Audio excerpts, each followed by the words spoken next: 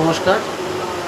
Somnath Roychowdhury Facebook profile এবং বড়মা digital news চ্যানেলে আপনাদের সকলকে স্বাগত জানাই। এটা হচ্ছে আজকে 5ই সেপ্টেম্বর 2025।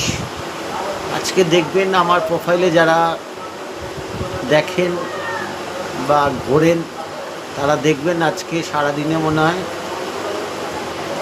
2-3টের বেশি পোস্ট আমি করতে পারিনি।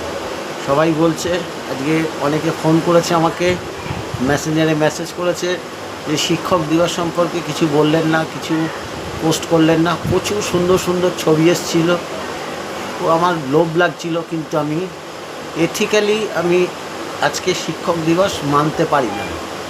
শিক্ষক দিবসটা এথিক্যালি যারা জানেন তারা তো জানেন, আমি আর বিশদে বলছি না যে কেন মানতে পারি না বা না পারি না। কিন্তু হ্যাঁ, শিক্ষক দিবস সেদিনই মানা হবে। সেদিনটা হচ্ছে 26শে সেপ্টেম্বর, কারণ ওই দিন হচ্ছে পণ্ডিত ঈশ্বরচন্দ্র বিদ্যাসাগরের জন্মদিন। 1820 খ্রিস্টাব্দে বীরসিংহ গ্রামে তদানীন্তনকালে মেদিনীপুর বলে যে জেলা ছিল, সেই জেলায় বীরসিংহ গ্রামে পণ্ডিত ঈশ্বরচন্দ্র বিদ্যাসাগর জন্মগ্রহণ করেছিলেন। আমি মনে করি উনি না থাকলে বাঙালি অক্ষর জ্ঞান হতো না। বর্ণ পরিচয় না লিখলে বাঙালি অক্ষর জ্ঞান পেত না। আজকে বাঙালি বাঙালি বাঙালি বাঙালি বলে চিৎকার হচ্ছে, যা কিছু হচ্ছে। পণ্ডিত ঈশ্বরচন্দ্র বিদ্যাসাগর আমার কাছে বা আমার মতো যারা আমার আমার মতের সাথে যাদের মিল হয় তারা জানেন যে পণ্ডিত ঈশ্বরচন্দ্র বিদ্যাসাগরই হচ্ছেন প্রকৃত শিক্ষক এবং বাঙালির তার কাছে ঋণী, বাঙালিরা তার কাছে ঋণী হয়ে গেছে। সুতরাং প্রকৃত শিক্ষক দিবস হচ্ছে 26শে সেপ্টেম্বর। 1820 খ্রিস্টাব্দে জন্মেছিলেন।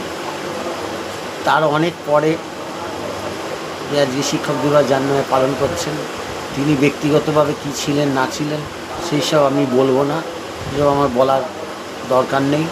আপনারা জানেন, বোঝেন, অনেক প্রতিবেদন হয়েছে, অনেক কিছু জানেন, অনেক ব্যাপার আপনারা জানেন।